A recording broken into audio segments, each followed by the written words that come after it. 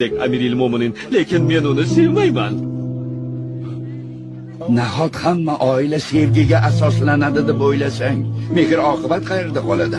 Unga uylanayotganingda birov seni majbur qilgan edimi? Quloq sol. Ayollarga uylanayotganingizda ularga va'dalar berasizlar. Keyin ayol kishi homilador bo'lib qiynalib yuradi.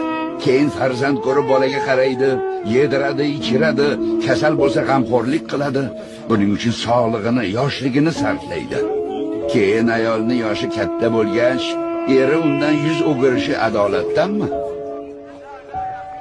Agar u ayol uyiga va bolalariga qaramay qo'yganda, faqat o'ziga oro berib, eriga chiroyli ko'rinish bilan ovora bo'lganda edi, naqadar yomon uy bekasi, yomon ona der edingiz. Ayol nima qilsin? Mas'uliyat qayerda? Ayollaringiz borasida Allohdan qo'rqinglar.